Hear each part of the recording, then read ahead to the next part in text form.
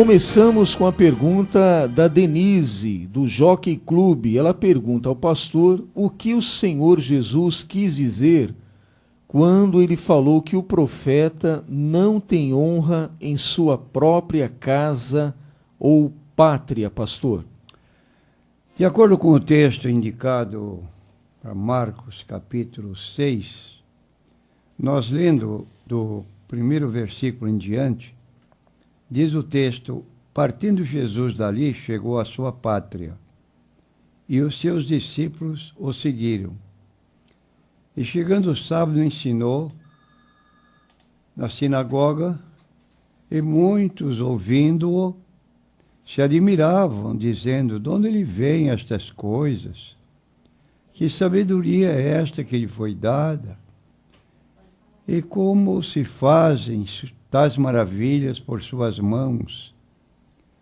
Não é este o carpinteiro, filho de Maria, irmão de Tiago, de José, de Judas e de Simão? E não estão aqui conosco suas irmãs? E escandalizavam-se nele. Jesus lhes dizia: não há profeta sem honra, senão na sua pátria, entre os seus parentes e na sua casa. E não podia fazer ali obras maravilhosas, somente curou alguns poucos enfermos, impondo-lhes as mãos. E estava admirado da incredulidade deles. Então nós temos aqui um relato na vida de Cristo, em que se indica ele ter retornado à casa ou à sua própria cidade, onde vivera todos os dias até aquela data. E ele, quando começou a falar na sinagoga da cidade, os seus ouvintes ficaram surpresos com a sua sabedoria, o seu porte. E aí se recordaram de que ele não era nada mais, nada menos de que pessoa famosa que estivesse visitando o local naquela ocasião. Mas se lembraram de que ele era o filho do carpinteiro, conheciam seus irmãos, suas irmãs, e aí com isso começou o desprezo. Ele é igual a nós, da mesma cidade, tem um emprego aí sem muito valor. E aí, então, Jesus se admirou da incredulidade dos seus contemporâneos. Aí está uma razão porque se faz a pergunta, como aqui lemos, o que Jesus quis dizer. Quis dizer que uma pessoa que é conhecida na própria cidade ou tem a mesma nacionalidade, embora ele tenha fama dentro de alguma qualificação especial, típica, ele não é tão ovacionado, não é tão reconhecido, não é tão cortejado como uma pessoa de fora que pela primeira vez visita determinado lugar. E isso ocorreu na vida de Jesus durante todo o seu ministério. De modo que é tendência nossa não dar valor àquilo que é nosso. É desprezar ou tornar como se coisa sem valor, enquanto que aquilo que é estranho, que vem de fora, é mais valorizado. Isso ocorre ainda, muito comum, e até nas igrejas pode ocorrer. Pessoas que são tidas assim como mais nobres pela sua posição social recebem mais cortejo do que aquelas pessoas que são comuns na própria cidade, trabalhadores comuns, são membros, mas não têm aquela reverência que tem aquele que é de posição maior. Isso foi apontado por Tiago. Quando entra uma pessoa de luxo ou bem vestida, convida, vem para frente, lugar de mais destaque, mas quando é a pessoa humilde, fica aí mesmo, nesse lugar onde você está. Quer dizer, isso é uma acepção de pessoas que não deveria existir e que Jesus sentiu profundamente dentro dos seus conterrâneos. ele não foi propriamente nascido. Ele foi nascido em Nazaré, mas aí estava a sua cidade natal, de modo que ele não foi cortejado ou tido como pessoa de importância. A próxima pergunta é da cidade náutica em São Vicente. O consulente é o Enoque. Ele fala do pastor aqui sobre Atos capítulo 2, ali o dia de Pentecostes. Ele fala aqui: pastor, quando desceu o Espírito Santo, todos falavam em línguas estranhas. Que línguas eram essas? Eram idiomas de regiões aqui da terra mesmo, ou línguas exclusivas dos anjos? Ou era, então, um misto de línguas, uma parte de anjos e uma parte de idiomas aqui da terra, pastor? Bom, a manifestação do Espírito Santo não é feita com regras intransigentes. Dependendo da situação, do momento, pode ocorrer o que ocorreu no dia de Pentecostes. Por exemplo, para nós sabermos efetivamente que língua predominava naquela ocasião, quando os seguidores de Cristo foram tidos como pessoas anormais, que estivessem bêbadas, com vinho comum, diz o texto no versículo 8, capítulo 2, versículo 8, que como, pois, os ouvimos cada um na nossa própria língua em que somos nascidos. Partos e medos, alamitas, os que habitam na Mesopotâmia, Judéia, Capadócia, Ponto e Ásia, Frígia, Panfilha, Egito, partes da Líbia, junto a Cirene, forasteiros romanos, tanto judeus como prosélitos, cretenses e árabes, todos os temos ouvido em nossas próprias línguas falar das grandezas de Deus.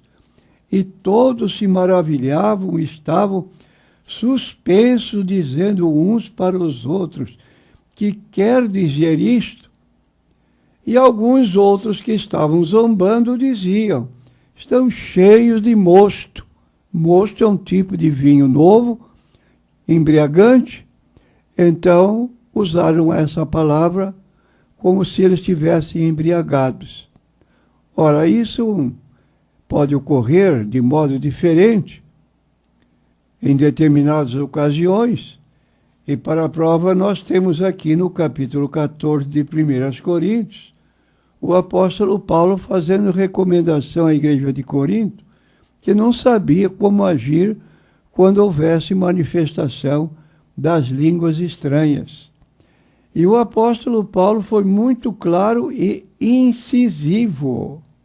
Diz o texto bíblico aqui, no capítulo 14, o que fala língua estranha não fala aos homens, senão a Deus, porque ninguém o entende, e em espírito fala de mistérios. Já é uma manifestação do Espírito Santo diferente daquela que ocorreu no dia de Pentecostes.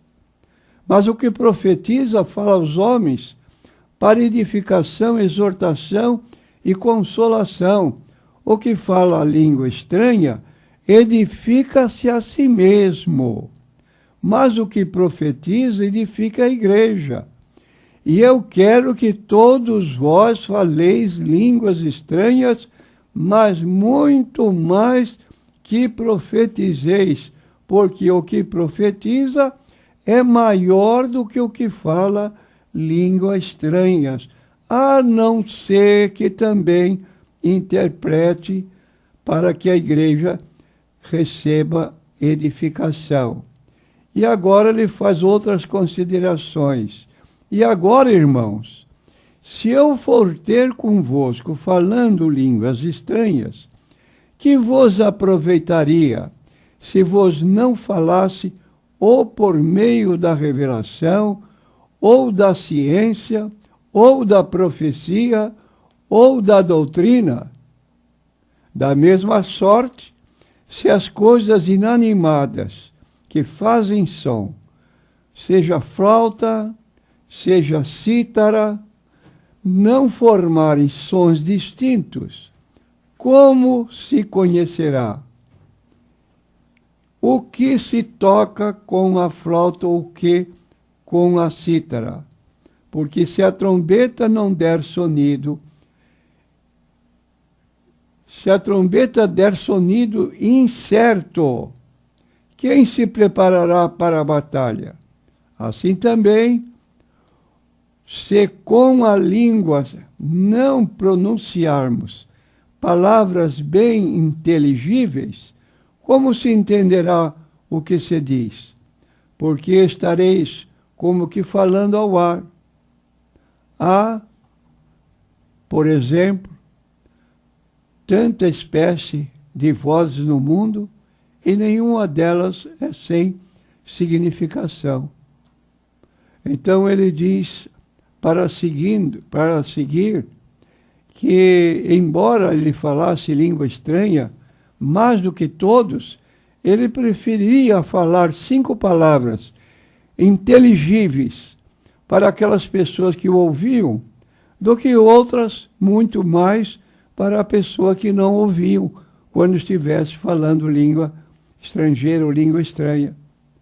Então aí está essa colocação, e ainda ele recomenda que, quando uma igreja se reúne, e eventualmente houver a manifestação do Espírito Santo, para haver ordem nessa ocasião, se pois toda a igreja se congregar num lugar e todos falarem línguas estranhas e entrarem indoutos ou infiéis, não dirão porventura que estáis loucos, mas se todos profetizarem e alguns indoutos ou infiéis entrar, de todos é convencido, de todos é julgado.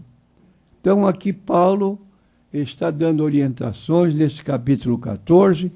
Infelizmente, reconheço que muitos que se dizem pentecostais nunca leram o capítulo 14 com atenção suficiente para se conduzirem dentro das normas estabelecidas pelo apóstolo Paulo. E ele conclui então a sua exposição dizendo: se alguém é espiritual, reconheça que as coisas que eu vos escrevo são mandamentos do Senhor. Quer dizer, a ordem que deve imperar não deve ser violada com razões pessoais, mas deve ter tudo ser feito com ordem, tudo com decência. A próxima pergunta é do consulente Marcos e é pela internet que ele enviou a sua pergunta aqui para o pastor. Se o homem morre e não tem mais parte alguma com o que acontece debaixo do céu, como é que na transfiguração do Senhor Jesus apareceu Moisés que morreu? Queremos dizer, em primeiro lugar, ao nosso consulente, uma ocorrência que não se encontra na transfiguração, quando estavam lá os 3 discípulos, chegou mais Jesus e chegaram pessoas ilustres que já estavam falecidas, como Moisés e Elias. O que percebemos é que Moisés não falou com nenhum vivente dos que estavam lá no monte. Não falou com Pedro, não falou com Tiago, não falou com João, que estavam no monte da transfiguração ao lado de Jesus. Moisés e Elias não falaram com os 3 discípulos. Falaram apenas com Jesus e tendo como assunto aquilo que pode se considerar o mais detestável para pessoas que creem nas manifestações dos espíritos dos mortos. Jesus conversava com os dois, Moisés e Elias, e o assunto da mensagem era a sua morte, que deveria ocorrer dentro de breve tempo. Ora, a morte de Jesus tem um significado. Como diz a Bíblia Sagrada, ele morreu em nosso lugar. Ele deu a sua vida por nós. Ele disse: ninguém tira minha vida. Eu a dou, tenho o poder de dá-la e retomá-la. E a morte de Jesus é realmente o meio pelo qual nós somos salvos. É chamado morte vicária e expiatória. Vicária porque ele tomou o meu lugar, tomou o seu lugar, tomou o nosso lugar. Ele morreu por nós todos. E expiatória porque foi aceita a sua morte como meio de expiação dos nossos pecados, sem precisar de reencarnação. E outros meios fugazes que se inventam por aí, tentando fazer esquecer-se aquilo que falamos tanto, que é a respeito da morte de Cristo como meio de redenção. Cristo morreu por nós, e aí é tão importante a morte de Jesus em nosso lugar, que ele recomendou que periodicamente nos lembrássemos da sua morte, celebrando-a por meio do pão, representante do seu corpo, e por meio do vinho, representante. E é o que nós fazemos periodicamente, de modo trazendo à nossa memória a importância do que cremos na vida de Cristo. E um particular que eu quero entrar, muito embora a pergunta não seja alusiva a isso. Perguntar como é que Moisés apareceu. Se Moisés estava morto, como lemos na Bíblia no Antigo Testamento, morreu, foi sepultado, a única particularidade, que Deus o sepultou em lugar não sabido, para que não se fizesse peregrinações e amanhã Moisés fosse objeto de adoração. Então quero dizer que Moisés, nesse particular, é o que Deus diz exatamente. No Monte da Transfiguração apareceu Moisés. De que modo? Apareceu em espírito. E ali conversou com o Senhor Jesus e com Elias. Logo, o que acontece quando a pessoa morre? Vai para o céu, vai estar presente lá no céu, como está escrito: vem bendito do meu Pai, toma por herança o reino que está preparado desde a fundação do mundo. E isto em corpos glorificados, só que Moisés não tinha ressuscitado, só foi ressuscitar, ou vai ressuscitar posteriormente, porque ele já estava no céu, voltou de lá e foi para o céu de novo. Veja que Moisés não morreu, ele foi sepultado por ordem de Deus, e lá então seu corpo ficou sepultado, mas ele partiu posteriormente para estar com o Senhor lá no céu. De modo que falo isso porque é a condição de todo crente. Como disse Jesus em João 14, 2 e 3, na casa de meu Pai há muitas moradas. Se não fosse assim, eu vou teria dito, vou preparar-vos lugar. E quando eu for e vos preparar lugar, eu voltarei e vos levarei para mim mesmo, para que onde eu estiver estejais vós também. Logo, no céu há muitas moradas. Ninguém vai ficar fora do céu, porque no céu só cabe 144 mil pessoas. Quando você ouvir isso, repudie, porque está no capítulo 7, 14 do Apocalipse. Viu uma grande multidão que ninguém podia contar, de todas as tribos, línguas, povos e nações que estavam entrando no céu, e como se diz, a forma de entrada, porque tinham lavado suas vestiduras no sangue do Cordeiro. Exatamente isso que falamos. A morte de Cristo é redenção plena para nós que cremos na sua morte vicária e expiatória.